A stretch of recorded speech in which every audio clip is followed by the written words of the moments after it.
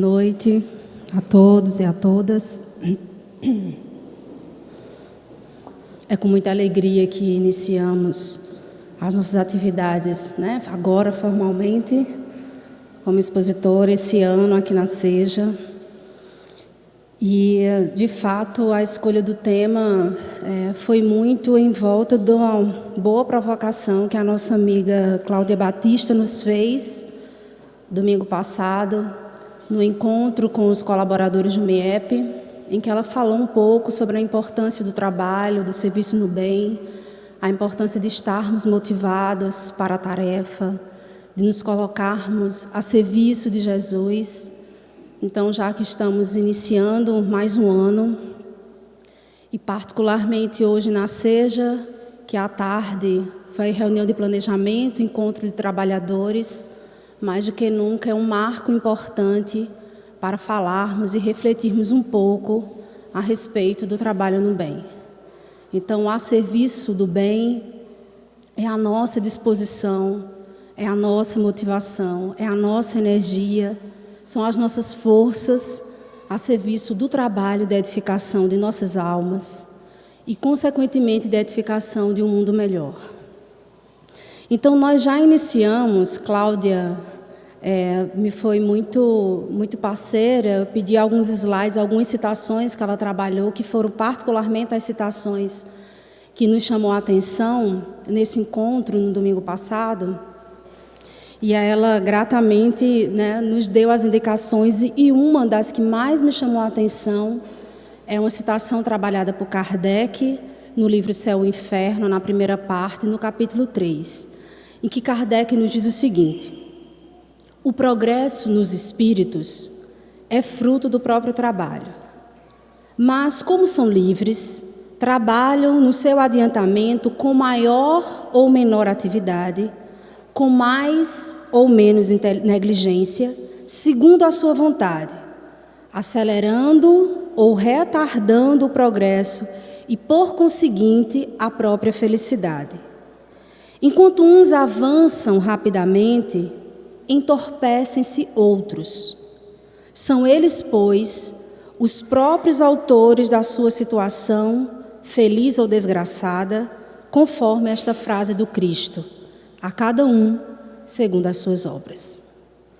Então, desde já, Kardec nos faz refletir que é de nossa responsabilidade acelerarmos ou retardarmos o nosso próprio progresso. E, como ele bem coloca, e por consequência, a nossa própria felicidade. Porque quanto mais rápido evoluirmos, melhores gozos plenos nossa alma sentirá.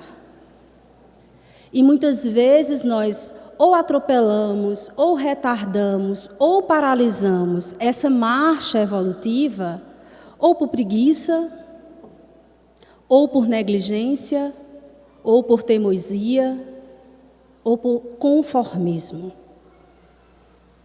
Porque o trabalho exige de todos nós perseverança, esforço, compromisso. E a partir dessas observações é que a gente vai refletir que esse conceito de trabalho que Kardec assim propõe é de um sentido amplo. É o trabalho que está ligado ao próprio progresso da ciência, ao próprio progresso da nossa intelectualidade, como também ao progresso da nossa moralidade. Tendo em vista que quando nós falamos e tomamos como referência o processo evolutivo, quando nós tomamos como referência a lei de progresso, nós trabalhamos esse conceito de maneira mais ampla possível. Então, o conceito de trabalho não é à toa que o próprio Kardec coloca a lei de trabalho como uma das leis morais da vida.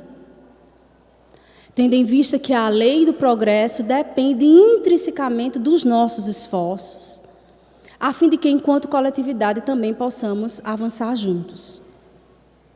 E aí, Joana de Ângeles, no livro Estudos Espíritas, Joana traz dois conceitos de trabalho a fim de certa forma, elucidar a amplitude desse conceito. Joana nos coloca tanto uma reflexão a fim de que a gente entenda o trabalho no sentido horizontal, esse que está ligado mesmo às nossas necessidades do dia a dia, o compromisso que nós precisamos ter para com a nossa própria existência material, o compromisso que precisamos ter com o desenvolvimento da nossa intelectualidade, e ela coloca isso como desempenho do trabalho no sentido horizontal, mas também um trabalho que ela chama o trabalho abnegação, que faz com que a gente se desenvolva, né, no sentido vertical. E talvez esses nos trabalhos essenciais para que a gente possa acelerar o nosso próprio processo evolutivo. E Joana nos diz: mediante o trabalho remunerado, o homem modifica o meio, transforma o seu habitat, cria condições de conforto. Através do trabalho abnegação, do qual não decorre troca nem permuta de remuneração, ele se modifica a si mesmo, crescendo no sentido moral e espiritual. Por um processo que ele se desenvolve na horizontal e se melhora exteriormente. Então, no trabalho remunerado, que está ligado às nossas necessidades materiais, que estão ligadas às nossas profissões, nós nos desenvolvemos horizontalmente. E isso é uma preocupação nossa de cada dia. Nós precisamos nos preocuparmos em exercermos uma profissão, em labutar, sermos responsáveis pela nossa própria sobrevivência, sermos responsáveis pela sobrevivência daqueles que nos são dependentes, de nossa família. Essa é a nossa cota de responsabilidade, a fim de que todos nós possamos dar conta dessa materialidade que também nos compõe. Nós estamos encarnados no planeta Terra, nós precisamos morar, se vestir, comer, se alimentar. Precisamos dar conta desses compromissos que a materialidade nos impõe. Então, todos nós precisamos estar atrelados a esse trabalho, que é um trabalho que desenvolve o nosso compromisso com a materialidade, mas, ao mesmo tempo, nós não devemos nos restringir a ele. Talvez essa reflexão de Joana nos traga justamente uma análise mais profunda a respeito disso. Porque às vezes nós entramos numa encarnação e saímos dela, em que boa parte das nossas energias e da nossa preocupação está exclusivamente para esse tipo de trabalho. Exclusivamente ligado à exterioridade. E ela assim complementa. Por um processo, ele se desenvolve na horizontal e se melhora exteriormente. E pelo outro, ascende no sentido vertical da vida e se transforma de dentro para fora. Utilizando-se do primeiro recurso, do trabalho remunerado, conquista simpatia, respeito, amizade. Já através da autodoação, consegue superar-se, revelando-se instrumento da misericórdia divina na construção da felicidade de todos. É no trabalho abnegação que nós nos transformamos interiormente e nos colocamos a serviço da misericórdia divina para a construção da felicidade de todos. Então, se a gente pudesse colocar na balança, o que mais pesa se formos tomar como referência a vida eterna? Porque majoritariamente nós dedicamos as nossas energias exclusivamente ao trabalho remunerado. É aquele que a gente só faz porque recebe algo em troca. E o trabalho, a abnegação, aquele que vai nos desenvolver interiormente, aquele que trabalhará em nós a solidariedade, a fraternidade, os exercícios de amorosidade para com o próximo, talvez, se der, né, uma horinha por mês, ou de 6 em 6 meses, talvez a gente se dedique algum tempo. Se tivermos tempo. Se as coisas do mundo der uma brechinha de tempo para que a gente possa se dedicar ao trabalho, à abnegação. E a partir dessa compreensão, é que a gente entende como Joana trabalha de maneira ampla esse conceito de trabalho. Porque ela não desmerece nenhum dos dois movimentos. Ela nos coloca a responsabilidade de nos dedicarmos a ambos. Porque se estamos no mundo, precisamos dar conta das necessidades desse mundo. Mas não podemos esquecer do nosso compromisso para com a nossa própria evolução, para com a nossa própria salvação. E aí nós também fomos a Leon Denis, no livro Depois da Morte, em que, num trecho em que ele fala sobre trabalho, sobriedade e continência, ele problematiza também um aspecto bem interessante a respeito do trabalho, a fim de que a gente possa refletir, né, os perigos que a ociosidade pode causar à nossa alma e os benefícios que o trabalho, particularmente o trabalho abnegado, também nos protege, né, nos previne e nos ajuda para que a gente possa lidar com as dificuldades da vida. Ele nos coloca o seguinte: quando o homem está ocupado com a sua tarefa, as paixões aquietam-se. A ociosidade, pelo contrário, instiga-as, abrindo-lhe um vasto campo de ação. Aquele ditado muito popular, né? Cabeça vazia, oficina do diabo, é essa interpretação que Leon Denis está dando.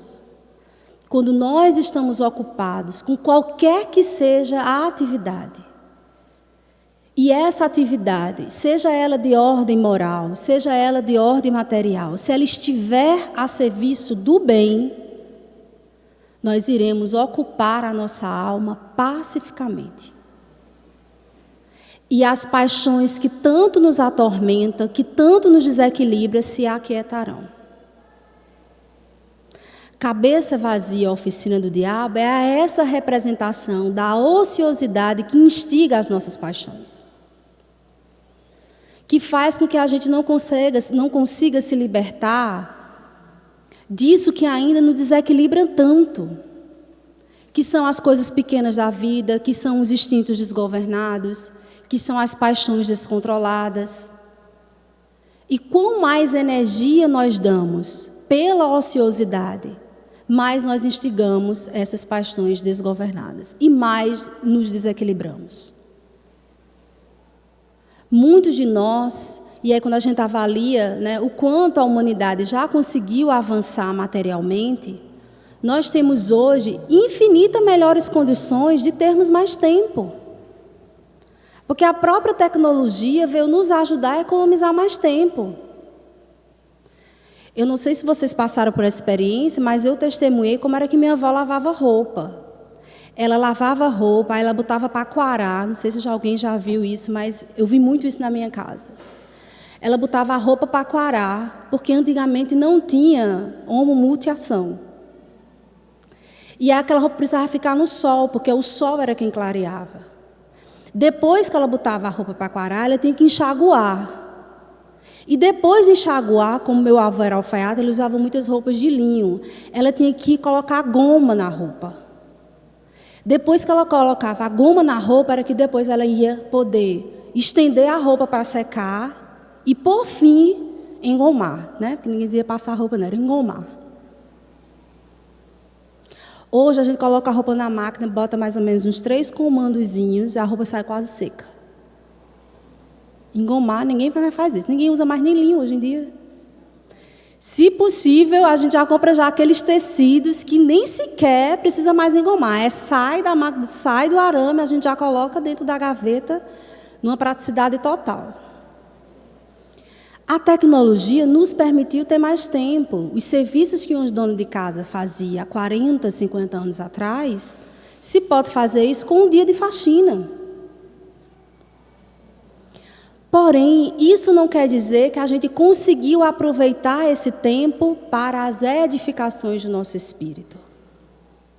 Então, hoje a gente economiza tempo na máquina de lavar, mas gasta absurdamente tempo olhando o Facebook, vendo as fotos do Instagram, da vida alheia.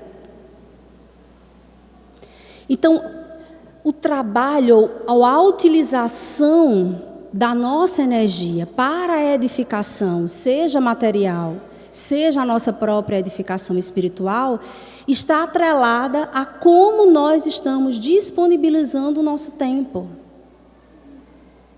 E como o trabalho nosso de cada dia, qualquer que seja a seara, nos impacta para a transformação de nós mesmos e da coletividade a qual estamos inseridos.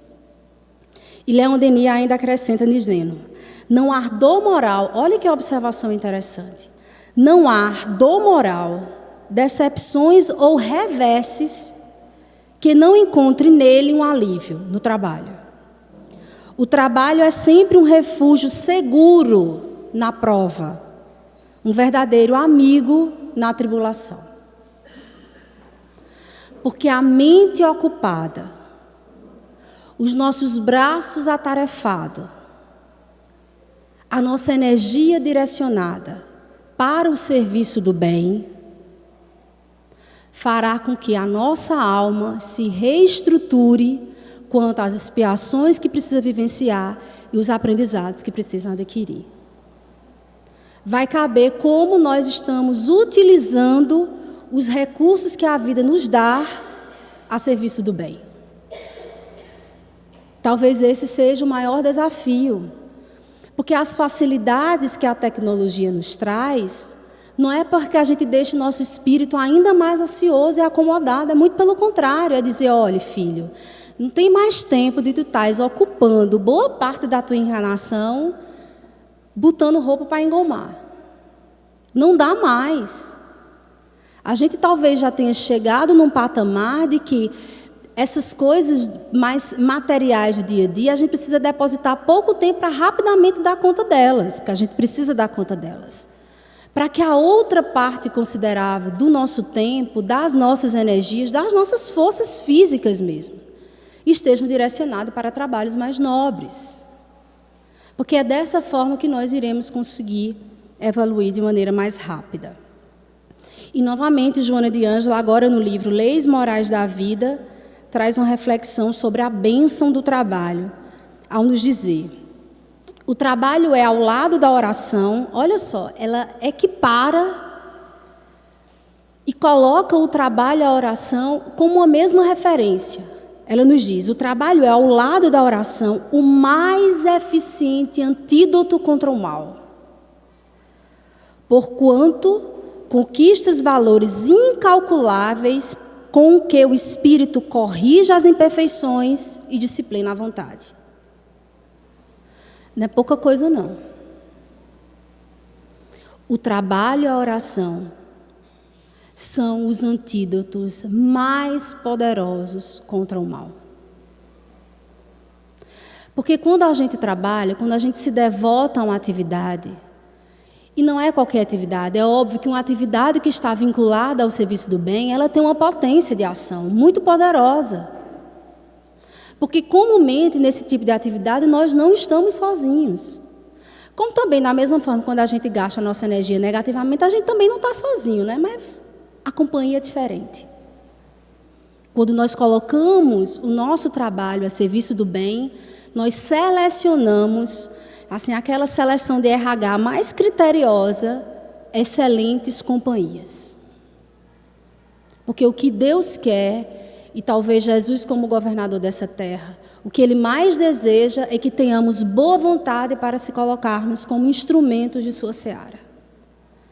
Às vezes basta assim uma conta-gota de boa vontade, porque está tão difícil encontrar nesse mundo, né, meio espivitado como se está hoje em dia, uma conta-gota de boa vontade, parece que a espiritualidade cola assim, mas vamos embora aproveitar já que a companheira aí está se colocando à disposição, está se colocando, está tentando se doar nesse exercício de caridade. Então, quando Joana coloca que o trabalho é um dos maiores antídotos contra o mal, isso por si só já é motivo para que a gente possa refletir o compromisso que nós precisamos ter com essa lei. E ela assim complementa dizendo que é através dele que o Espírito corrige as imperfeições e disciplina a vontade. E corrige as imperfeições porque é só quando nós nos colocamos nessa responsabilidade de estar a serviço do bem, quando nós colocamos a responsabilidade do dever cumprido, seja para com a nossa profissão, seja para com a nossa família, seja lá a atividade social a qual abraçamos, seja lá qual a atividade religiosa a qual nos filiamos, seja lá qual a atividade missionária a qual desejemos, qualquer que seja. É nesse se colocar à disposição que nós vamos, é como se a gente pudesse expurgar as nossas expiações. Até porque, comumente, o trabalho a serviço do próximo nos coloca diante de um dos grandes desafios que é a convivência humana. Qualquer serviço ao favor do próximo exigirá de todos nós um dos maiores desafios, que é nos relacionarmos. É ter que lidar com um temperamento diferente do outro, com as manias do outro, com o jeito de ser diferente do outro. E é dessa forma que nós vamos nos reajustando.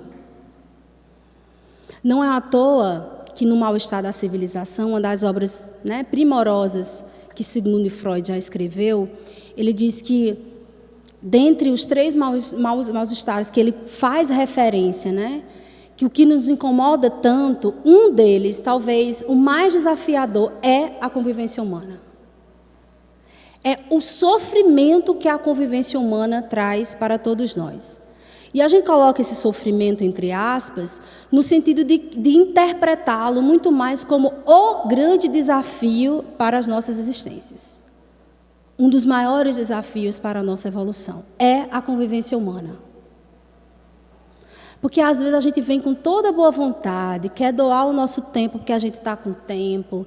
Aí a gente se emocionou com o Evangelho de Jesus, ficou super tocado.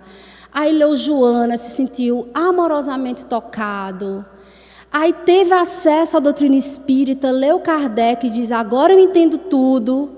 Chega para a tarefa e se depara com fulaninho, com cicraninho, com beltrano, que pisa no meu calo, que me desajusta, que me provoca, que me desconcerta. Aí Emmanuel, para fechar com chave de ouro, traz uma mensagem no início da reunião falando sobre os falatórios. Me diga em qual conglomerado que não seja o humano que a gente dá margem para confusões, desordens e desarmonias, que não o conglomerado humano, porque só a nós, humanos, cabe a linguagem. Só a nós. Então, assim, a gente até precisou evoluir, de um reinozinho para outro, não é à toa, que é só quando a gente chega no estado nominal que a gente começa a falar. Porque talvez, se essa capacidade fosse desenvolvida antes, o processo evolutivo fosse muito mais complicado. Porque como a gente utiliza esse instrumento, que é um instrumento de trabalho. Se a gente for analisar enquanto história da humanidade, nós só conseguimos evoluir o tão rápido como evoluímos na condição de humano por causa da linguagem. Então ela é um excelente instrumento de Deus para acelerar o nosso processo evolutivo. Aí o que é que a gente faz, Porque o negócio assim é planejado para tudo dar certo, para que a coisa funcione, para que a engrenagem seja mais eficiente possível, aí a gente utiliza esse divino instrumento, que é a palavra, da pior forma possível. E é nas relações humanas em que nós vamos exercitar isso.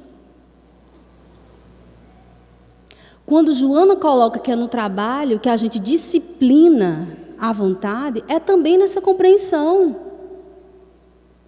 É a gente não suportar o jeito de fulano e se disciplinar, porque a tarefa é mais importante do que eu sinto em relação a fulano.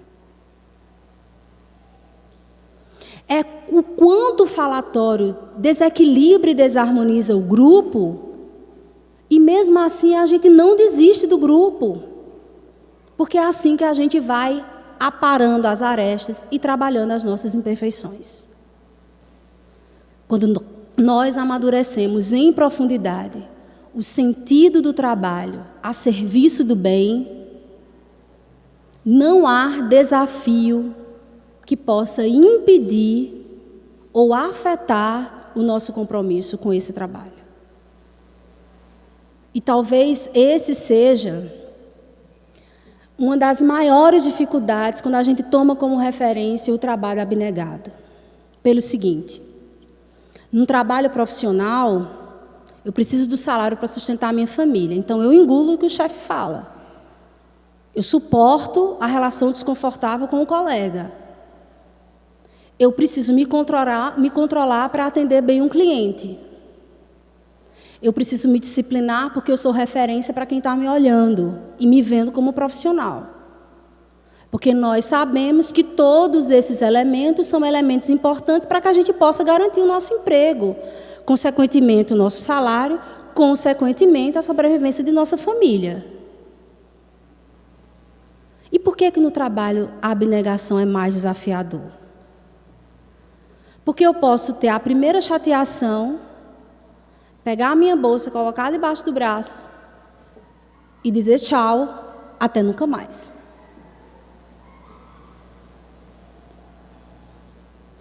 Mas talvez a pergunta que nós precisamos fazer no contexto desse é: há um salário infinitamente mais importante e valoroso atrás desse serviço? E talvez na condição de encarnados estejamos entorpecidos no sentido de compreender em profundidade esse salário espiritual. Esse salário que promove a grande transformação em nossas almas. Esse salário que nos ensina a disciplinar a vontade, a nos disciplinar nas relações, a compreender o sentido profundo do serviço no bem, a compreender o sentido profundo do amar ao próximo como a si mesmo. E acaba sendo esse o trabalho mais desafiador para todos nós.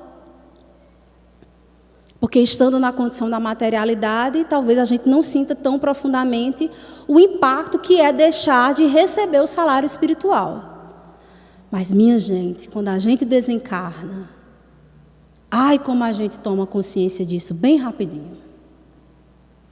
Quando a gente se apropria da realidade espiritual, que só a morte nos coloca cara a cara, aí a gente vai dizer: meu Deus, o que foi que eu fiz com o tempo que me foi doado, com as energias, com a inteligência, com os talentos, com a disposição, com a saúde que nos foi doada. E a Joana complementa com chave de ouro dizendo: o momento mais perigoso para o cristão decidido é o do ócio. Não do sofrimento nem da luta áspera. Na ociosidade surge e cresce o mal. Na dor e na tarefa fulgura a luz da oração e a chama da fé. E infelizmente muitas vezes a gente deixa de utilizar dessas oportunidades. Porque todos nós sabemos que na luta, que no sofrimento, a nossa alma se engrandece. Mas não precisa a gente correr atrás do sofrimento, não. Se a gente corresse um tanto mais atrás do trabalho a serviço do bem, talvez a luta não fosse tão áspera, talvez as dores não fossem tão intensas. E trabalharíamos de maneira muito mais rápida a lapidação dos nossos próprios sentimentos, das nossas emoções, da nossa própria espiritualização. André Luiz também traz uma citação que eu achei riquíssima, quando ele nos faz refletir o seguinte: situar em posições distintas as próprias tarefas diante da família e da profissão. Olha essa observação dele. Situar em posições distintas as próprias tarefas diante da família e da profissão, da doutrina que abraça e da coletividade a que se deve servir, atendendo a todas as obrigações com necessário equilíbrio. O dever lealmente cumprido mantém a saúde da consciência. Eu achei muito oportuna essa observação de André Luiz, porque é um chamamento para que nós direcionemos as nossas energias com equilíbrio. Não gastar todo o nosso tempo, a nossa energia, a nossa mente, apenas para o trabalho profissional. Ou apenas se dedicar à família, ou apenas se dedicar à religião, ou apenas se dedicar à coletividade a qual se doa. Porque muitas vezes é no desequilíbrio também que a gente se perde, por mais boa vontade que tenhamos. É aquele que dos 7 dias da semana passa 5, seja dentro da casa espírita ou de qual que seja a religião, e esquece completamente a família. Ou aqueles que só vê o interesse da sua família nuclear e o restante do mundo não me tem interesse nenhum. Ou aquele que precisa trabalhar 3 expedientes para dizer ou se desculpar que precisa ter uma vida mais confortável. Porque a viagem da Europa 2 vezes por ano precisa estar garantida. E é nas descompensações que a gente se perde. E talvez o grande desafio para todos nós seja equilibrarmos essas áreas de atividade, de obrigação que nos cabe, a fim de que no equilíbrio a gente possa, de fato, nos harmonizarmos. Então a gente vai criando estratégias, né? Tragam a família para a casa espírita, traga a família para o templo a qual você abraça, para o compromisso que você abraça, porque é uma forma de estarmos nos construindo coletivamente, construindo o nosso patrimônio espiritual coletivamente. E aí os companheiros de casa não vão reclamar tanto do trabalho de dedicação na seara de Jesus, nem vice-versa.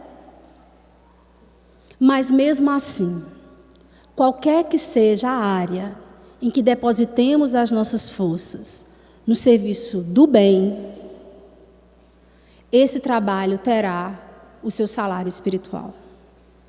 Porque é a nossa disposição em nos colocarmos a serviço de Deus que fará a grande diferença. E isso é importante a gente refletir, para a gente não achar que está com cartão de crédito com saldo pompudo, porque toda semana vem fazer a sua atividadezinha, ou aqui na Seja, ou em qualquer outro trabalho que se abrace. Porque às vezes a gente leva a escorregadela da vaidade e do orgulho, achando que está fazendo muito, onde na realidade aquilo você já ganhou a sua recompensa, só pela exposição e pela vaidade no trabalho em que executa. Então não tem salário espiritual, porque o salário da vaidade já foi pago. Então até nisso a gente precisa de fato refletir de maneira mais aprofundada. E aí Emmanuel, em 2 frases bem curtinhas, no livro Espera Servindo, nos traz uma observação muito oportuna ao nos dizer: as oportunidades para a construção do bem procedem de Deus. O aproveitamento está em nós. Então tenhamos certezas que estivermos dispostos a aproveitarmos todas as oportunidades no serviço do bem, Deus colocará e nos concederá serviço. Tudo o que vem para a edificação do mundo, da coletividade à qual pertencemos, da família que estamos inserindo e da nossa própria existência, todas as oportunidades de crescimento vêm de Deus. Porém, tem uma cota parte muito importante aí, que é a nossa boa vontade, que é a nossa disposição de nos colocarmos a serviço e de aproveitarmos essas oportunidades. E a partir dessas reflexões, a fim de problematizar um pouco mais a respeito desse salário espiritual, nós fomos ao livro Nosso Lar, em que André Luiz problematiza a respeito do significado do bônus horas. Eu não sei se todos aqui já tiveram a oportunidade de lerem o livro Nosso Lar, de André Luiz, psicografia de Chico Xavier, mas cabe aqui a indicação para que vocês possam ler um tanto mais detidamente, tanto um capítulo antecessor a esse capítulo bônus horas, como o capítulo bônus horas integralmente. Mas nós trouxemos aqui algumas referências que nós achamos oportuna, a fim de que nós possamos entender esse serviço, esse trabalho a serviço do bem. Vamos ver o diálogo entre André Luiz e a irmã Clara, quando diz o seguinte: não é propriamente moeda a referência o que significa o bônus horas. Não é propriamente moeda, mas ficha de serviço individual funcionando com valor aquisitivo. Porque lá, no nosso lar, não tem dinheiro.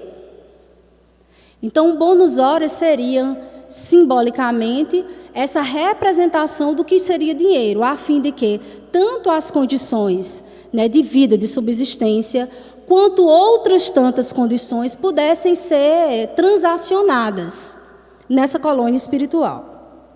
E aí ela vai explicando. Precisamos conhecer o preço de cada nota de melhoria e elevação. Então, esse bônus hora representa tudo que nós conseguimos adquirir pelo trabalho devotado que nós prestamos, ou que eles prestam, né, nessa colônia espiritual, nosso lar. Sem falar dos serviços sacrificiais, cuja remuneração é duplicada e às vezes triplicada. Então, no livro Nosso Lar, se tem como uma referência que aqueles que se devotam a alguma atividade a fim de educar, de orientar crianças, a remuneração, às vezes, ela é duplicada, a depender do desafio, né? Porque a gente recebe cada criança, ela pode ser até decantuplicada. Mas é só um sentido simbólico para que a gente possa entender que, a depender da preciosidade do serviço, esse valor bônus horas, ou essa moeda, né, de ficha individual pelo trabalho edificante que nós vamos acumulando com o decorrer das atividades executadas, ela pode ser valorada a maior ou a menor, a depender da qualidade do serviço. Então, tão mais sacrificial for o serviço, melhor seria essa remuneração. E aí coloca: todavia, como conciliar semelhante padrão com a natureza do serviço?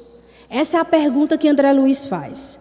O administrador ganhará 8 bônus horas na atividade normal do dia. Então, é como se fosse assim, a cada hora trabalhada, recebe um bônus horas. São 8 horas de trabalho por dia. A pergunta que André Luiz faz é: mas o administrador vai ganhar 8 bônus horas pelas 8 horas trabalhadas, do mesmo jeito que o operário do transporte? E ele acrescenta: não é o trabalho do primeiro mais elevado que o do segundo? Porque essa é uma referência que nós temos aqui na Terra. Existem trabalhos que merecem melhor remuneração e existem outros que merecem uma... E aí eu fico imaginando, né? Se a gente fosse tomar referência nosso lar, as babás, as educadoras, as pedagogas, as mães deveriam ter trabalho decantuplicados. Infelizmente, não é essa referência, porque ou como se paga mal é a professora neste planetinha. Mas bora lá. Olha a resposta que a irmã coloca.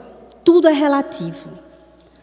Se na orientação, no caso o administrador, ou na subalternidade, no caso o operário, o trabalho é de sacrifício pessoal, a expressão remunerativa é justamente multiplicada. Todo ganho externo do mundo é lucro transitório. Governos e empresas pagam a médicos que se entregam à exploração de interesses outros e a operários que matam o tempo. Quando ela traz esse esclarecimento, é a fim que a gente reflita. Não é o cargo nem a profissão que nos coloca ou não no trabalho sacrificial, mas como nós exercitamos dignamente essa profissão a qual a gente abraça. Porque eu posso ser médico, uma profissão profundamente digna e de caráter sacrificial, e exercitar essa minha profissão porque eu quero ter como meta os melhores salários, trabalhar pouco, ganhar muito, poder ter férias no dia que eu quero, a minha viagem na Europa garantida todo ano ou 2 vezes ao ano, ter uma casa muito confortável no campo, na cidade, na praia, no estrangeiro. Já recebeu a sua recompensa. Da mesma forma, não é porque é operário, vive um trabalho mais laborioso, de mais dedicação com relação às energias físicas, que necessariamente vai estar cumprindo o seu dever sacrificial. Porque o próprio operário também pode ludibriar o tempo, matar a hora. Conseguir o atestado pelas vias não tão regulares, para poder apresentar na empresa, porque hoje eu não estou a fim de trabalhar. Não é a categoria de atividade que determinará se o nosso trabalho é sacrificial ou meritório. Mas é como nós exercitamos o nosso trabalho que garantirá se nós merecemos ou não o salário espiritual devido. É a nossa disposição. É o médico que se dedicou intimamente ao compromisso de salvar vidas, que se vinculou ao sacrifício que essa profissão exige de muitos. É o operário que consegue reconhecer o seu compromisso e a sua responsabilidade diante daquele serviço. Então somos nós que dignificamos o nosso trabalho, qualquer que ele seja. Qualquer que ele seja. E isso não está adstrito apenas às profissões. Isso está adstrito a qualquer trabalho a qual nos vinculemos. Seja nas condições que escolhemos ser pais, mães, filhos, filhas, componente de uma família, vinculado a um grupo social, qualquer que seja o lugar em que nós nos ocupemos na condição de exercermos qualquer atividade para a construção do bem geral. E ela ainda esclarece: parece ainda distante o tempo em que os institutos sociais poderão determinar a qualidade do serviço dos homens, porque para o plano espiritual superior não se especificará teor de trabalho, mas a consideração dos valores morais despendidos. Então, na hora de dizer qual é o trabalho mais valoroso, vai se perguntar quais são as considerações morais que nós precisamos desprender nesse trabalho. Porque talvez tenhamos nós pedido de vir para a condição de operário para exercer a nossa humildade. E a gente vai olhar aquele trabalho com tanta devoção, como uma rica oportunidade de crescimento. Como aquela oportunidade talvez esperada há muitos anos. Talvez a gente tenha ficado décadas no mundo espiritual, latejando assim, meu Deus, qual o trabalho profissional, inclusive, que eu vou escolher para que eu possa exercitar melhor a humildade. Porque não deu certo quando eu vim como médico, olha, não deu muito certo como eu vim como administrador, não deu muito certo quando eu ocupei essas profissões que lá na Terra são muito valorizadas. Então, muitas vezes somos nós, com a espiritualidade superior, que ficamos maquinando qual tipo de serviço nós iríamos abraçar aqui. Porque é o valor moral desprendido nessa tarefa que vai determinar se o trabalho é mais valoroso ou menos valoroso. E ela ainda acrescenta: poderemos gastar os bônus horas conquistados, entretanto, é mais valioso ainda o registro individual da contagem de tempo do serviço útil. E eu achei muito importante essa observação pelo seguinte, porque geralmente a gente cai em determinadas armadilhas psicológicas que nós mesmos criamos e nem sentimos que já caímos nela. E quais são essas armadilhas psicológicas, né? A gente acha que a gente vai escolher um trabalho, um serviço no bem, a gente quer fazer caridade, a gente vem, escolhe. Aí hoje eu espero, né, que na reunião de hoje à tarde tenha aparecido vários colaboradores para a Seja, viu, Suênia? E a gente vem com toda a disposição do mundo, porque a gente leu lá em nosso lar que se a gente trabalhar serviço do bem, a gente ganha bônus horas. E se a gente ganhar bônus horas, depois a gente pode gastar os bônus horas a nosso serviço. A gente pode interceder por alguém querido, a gente pode ter algum privilégio espiritual. Entenderam que a gente já está negociando? A gente já está negociando. Porque o sentido do bônus horas não é amealhar uma lista de serviços prestados para estar ansiosa para dizer, opa, qual é meu benefício espiritual? O que é que eu vou ganhar? Estamos na mesma negociação. Estamos na mesma frequência de interesse material. E é por isso que a irmã nos esclarece.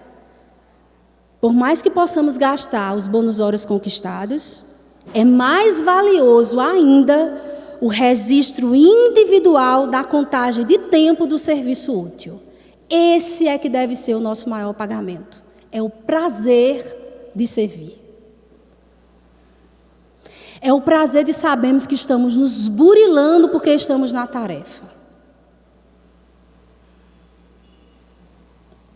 É a compreensão profunda de que esse é o trabalho que transformará as nossas almas. Essa é a maior recompensa. E ela acrescenta, compreendemos aqui que nada existe sem preço e que para receber é indispensável dar alguma coisa. Pedir, portanto, é ocorrência muito significativa na existência de cada um. Somente poderão rogar providências e dispensar obséquios os portadores dos títulos adequados. E para que esses títulos sejam adequados, para que tenhamos o mérito de receber os privilégios espirituais, é o nosso devotamento legítimo, honesto, desinteressado, que permitirá que o nosso salário espiritual, de fato, nos seja recompensado. E esse talvez seja a nossa grande reflexão. Porque muitos de nós já ofertamos cordeiros para o castigo, para o sacrifício, na perspectiva de negociar com o mundo espiritual. Depois nós pagamos as missas para salvar as almas dos nossos queridos, numa tentativa de negociação espiritual. E talvez nós possamos estar nessa mesma vibe, querendo fazer isso dentro de um centro espírita. Dentro da casa de oração a qual eu me vinculo. Dentro do trabalho social a qual eu me vejo como missionária. E não esqueçamos que se um propósito for esse, a recompensa será dada pela massagem do nosso orgulho, pelo alargamento da nossa vaidade, pelo asseveramento do nosso egoísmo. Então não esperemos salário espiritual, porque o salário da vaidade, do orgulho e do egoísmo já está sendo pago. E aí não é à toa que André Luiz, agora no livro Endereços de Paz, nos traz uma reflexão que eu acho, muito oportuna, quando ele nos diz: alguém disse a ele que o via na condição de um homem carregado de influências menos felizes. Parece mais ou menos a gente, né? Muitas vezes a gente se vê nesse lugar desse homem e dessa mulher que parece que todas as atribulações do mundo estão nas nossas costas. Entretanto, disse-lhe o mentor: filho meu, quem me diz de um ônibus ou de um carro vazios, de uma casa ou de um templo vazio? O Senhor sabe quando a criatura se vê ameaçada pela carga que carrega e providencia meios de aliviá-la, qual ocorre com o caminhão superlotado que a autoridade de trânsito observa e reajusta. Porque muitas vezes é essa a desculpa que a gente dá para não abraçar um trabalho edificante. É porque eu não tenho tempo, é porque eu não tenho condições, é porque vocês não sabem como minha vida é difícil. Se você escutar a história de minha vida, você chora. É porque eu não tenho condições materiais. Porque às vezes a gente acha que a gente só pode se doar num exercício material, numa caridade material. E a gente fica nessa desculpa, dizer que a carga está muito pesada. Onde, no final das contas, muitas vezes na nossa vida, é esse carro vazio, é esse ônibus vazio, e de que serve? Muitos de nós entramos e saímos de uma encarnação sem nem sequer dar uma carona. Nem sequer dar uma carona. E a reflexão do mentor ao dizer: não se preocupe. Quando a carga estiver muito pesada, se a gente assume o trabalho com boa vontade, se a carga estiver pesada, não se preocupe. Deus alivia. Muitas vezes são os mentores espirituais, os espíritos amigos, nossos anjos da guarda, que é esse guarda de trânsito, que vê o ônibus superlotado, diz assim, opa, vamos organizar essa bagunça, desce vocês, o ônibus para andar em segurança só pode ir todos os passageiros sentados, os demais podem descer que um próximo ônibus vem para levá-los a um destino seguro. Se eu estou sendo esse condutor, desse motorista, me colocando a serviço do bem, e se o trabalho estiver pesado, a espiritualidade amiga nos auxilia. Então é dizendo assim, não se preocupem. Não se preocupem que a espiritualidade superior saberá nos abraçar. E a André Luiz conclui com uma observação que eu acho muito oportuna. Ele coloca o seguinte: dizem que uma estrela, suportando vasta região de trevas no espaço, pediu a chama de vela para que a substituísse numa sala escura. E a comparação que eu fiz nessa observação é que talvez Jesus seja para nós essa grande estrela que assume a grande responsabilidade de iluminar espaços profundamente escuros, querendo chamar a cada um de nós, na representação dessa pequena vela, que vem alumiar uma pequena sala. Mas que se façamos isso, de pequenas em pequenas salas, iremos colaborar para que essa estrela possa não estar tão sobrecarregada. E precisamos todos nós nos colocarmos nessa condição de obreiros do Senhor, a fim de que possamos ser essa pequena vela. E qualquer que seja o trabalho a serviço do bem, essa vela será capaz de iluminar a treva do desespero de um irmão, do suplício de um parente, da dor de um agonizado. E isso será suficiente para que a gente possa tirar um pouco o peso das costas dessa grande estrela que é Jesus. E aí eu gostaria de finalizar lendo para vocês uma mensagem do Espírito da Verdade, que está no capítulo 20 do Evangelho segundo o Espiritismo, os Trabalhadores da Última Hora, cujo nome chama-se Os Obreiros do Senhor. Essa é uma mensagem do Espírito da Verdade, psicografada em Paris, em 1862. Aproxima-se o tempo em que se cumprirão as coisas anunciadas para a transformação da humanidade. Ditosos serão os que houverem trabalhado no campo do Senhor, com desinteresse e sem outro móvel, senão a caridade. Seus dias de trabalho serão pagos pelo cêntuplo do que tiverem esperado. Ditosos os que hajam dito a seus irmãos: trabalhemos juntos e unamos os nossos esforços, a fim de que o Senhor, ao chegar, encontre acabada a obra. Porque o Senhor lhes dirá: vinde a mim, vós que sois bons servidores, vós que soubestes impor silêncio aos vossos ciúmes e às vossas discórdias, a fim de que daí não viesse dano para a obra.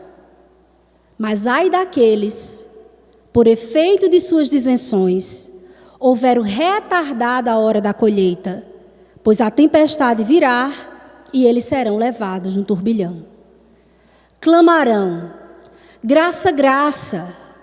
O Senhor, porém, lhes dirá: como implorais graças, vós que não tivestes piedade dos vossos irmãos e vos negastes a estender-lhes as mãos, que esmagastes o fraco em vez de o amparardes? Como suplicais graças, vós que expulsastes a vossa recompensa nos gozos da terra e na satisfação do vosso orgulho? Já recebestes a vossa recompensa tal qual a quisestes. Nada mais vos cabe pedir. As recompensas celestes são para aqueles que tenham buscado, que não a tenham buscado as recompensas na terra. Deus procede neste momento ao censo dos seus servidores fiéis e já marcou com o dedo aquele cujo levantamento não é aparente, a fim de que não usurpem o salário dos servidores animosos, pois aos que não recuarem diante de suas tarefas, que aquele vai confiar os postos mais difíceis na grande obra de regeneração do Espiritismo.